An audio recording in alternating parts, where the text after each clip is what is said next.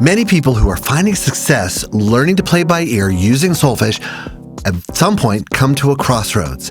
They ask, should I use Do minor or La minor? In this video, you're going to get a good sense of what the two systems are, what makes them different, and when you should use one over another. And to keep our ears grounded in real music, we are going to put the jazz standard Autumn Leaves through both systems so that you can decide which feels better for you and which sounds more comfortable for your use. I'm Hans at tunedindigo.com. Let's begin. Here's what the two systems are. Do minor maps to the concept of parallel minor, where Do is always the one. Do is always heard as the tonic note. And when you switch to minor, it means changing mi to me, la to lay, and ti to te. La-based minor maps to the concept of relative minor, where La now becomes the tonic, and Do actually becomes the third. It becomes the minor third. So La is now heard as one. All the solfege stays pretty much the same, except for So gets raised to Si to make the leading tone, and Fa sometimes gets raised to Fi. And both of those alterations do happen in Autumn Leaves. When do you know which to use? Well, here are some important points to keep in mind as you consider them. First of all, solfege's purpose is to give you a framework to understand what you hear. It allows you to imagine music in your mind, almost like having a mental instrument, and its purpose is really to serve you. So don't worry about getting it right or wrong.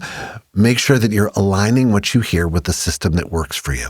It's important to maintain an attitude of discovery, exploration, and even a little bit of joy and play, savoring the notes as you hear them, aligning them with the other notes in your mind. There's some specific situations where using La minor makes a lot of sense, particularly where there's some modulation between the relative major and minor keys, which you find in a lot of pop music and a lot of jazz music. We'll get into that in Autumn Leaves, but you'll notice that that going from minor to major, like say from A minor to C major, happens a lot. And it creates this sort of feeling of not necessarily a stable, certainly defined tonic. You might find in a lot of music that you like that there's a sense where it starts in minor, but then very quickly turns into major, goes to the relative major very smoothly. It happens in a lot of classical music, a lot of pop, and a lot of folk music does this. In those cases, I go straight for La minor.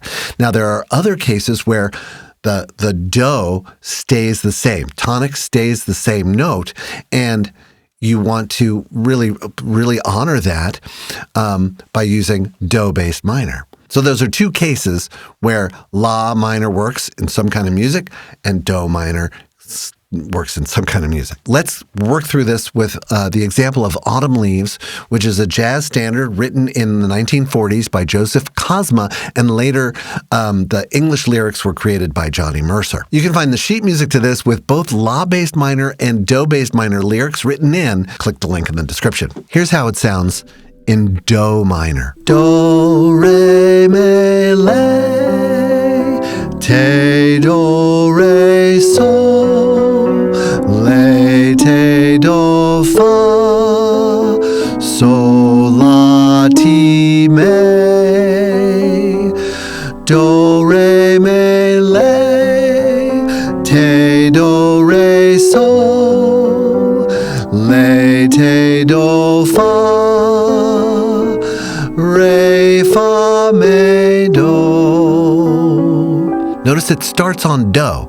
Do, re, mi, which really gives you that minor feeling. It defines minor. Do, re, mi, and then we jump up to le, and then we repeat the same pattern down a step. Te, do, re, sol. So if you're working this out by ear, you're going to really have a good sense of Do and the tonic triad. Do, me, sol. They're always right there. You also get, in this little example, you get te, do, and le, te, do. Those 6th and 7th degrees are lowered here, and then we get more alterations for the 5 chord here. Sol, la, ti, me. So you get the do, you get the so as kind of the poles anchoring your ear, and you've got these alterations. Okay? Ask yourself, does this sound comfortable for you? Do you hear do solidly? Sometimes we do and sometimes we don't. The harmonic progression, which I'm not going to get into, kind of destabilizes the feeling of minor at the very beginning, but it lands with a solid tonic resolution. Okay, now let's go to La minor and work through the same exact thing, hearing and singing it with La as the home note. So now instead of do, re, mi, we're going to think la, ti, do. So I'll sing through it this way, and you're going to hear it's going to sound, well, I don't know. You tell me how it sounds. I have students who really prefer to work in do minor and students who really prefer to work in la minor. And using the context of the song really also helps you be more flexible. So here's la minor, both same phrases. La, ti, do, fa, sol, la, ti, mi, fa, sol, la, re, mi, fi, si, do, la, ti, do, fa, sol, la, ti, mi, fa, sol, la, re, ti, re, do, la. All right, that's La minor, and notice we start la, ti, do. Now you may feel very strongly that you still hear this as the tonic, la, ti, do. But you also might feel the feeling of tonic, the feeling of one shifting down to this, or just being owned by this tone, which in do minor we call out by calling it do. Here we shift it, and we might even be thinking of this as related to do. And as I said at the beginning, a lot of songs shift their tonal center very smoothly between the do and the la, and even other tones within the scale, but most commonly between do and la. So we've got, this feels to me more comfortable, like I really hear fa, mi, like I hear fa as related to me, even in minor, where in do minor, this would be le, so. Here it's fa, mi. Same thing, I'm still hearing, I hear this mi, do, la. I still hear this as having a strong do quality.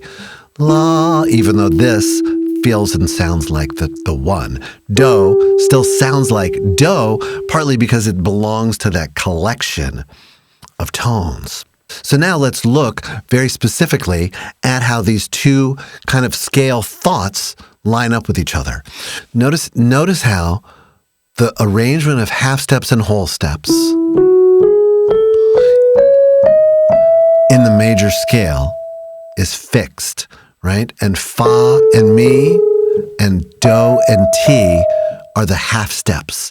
And stemming from them, we get the quality of fa, mi, re, do, so, la, ti, and do. When we alter those tones, mi to me, ti to te, la to le, we have an arrangement of tones where the half steps now are between me and re and le and so. Do is still our home note, and so is still its like pole. If we think about it in la minor, we've got la, ti, do, re, mi, fa, so, and la. And the half steps, which create a lot of the energy in tonal music, are still between do and ti and fa and mi. So that might give you the sense of the quality of each tone, which is a really important thing to develop, without having to learn a new quality for the minor third, where you can just think of the minor third as do with la minor.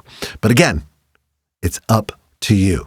What I really recommend is learn both systems so that you can select the right tool for the right situation. Remember, if the only tool you have is a hammer, everything looks like a nail. Well, that's probably enough for today. If you want to pursue this a little further, I've got a download page. Click the link on the description, and it's got sheet music with do-based minor and la-based minor solfege, along with the graphics that we used in this video to help you conceptualize these two systems really concretely so you can continue to develop your ability to play by ear. Of course, there's a course on the same website. Check it out. Links below, and thanks a lot for listening.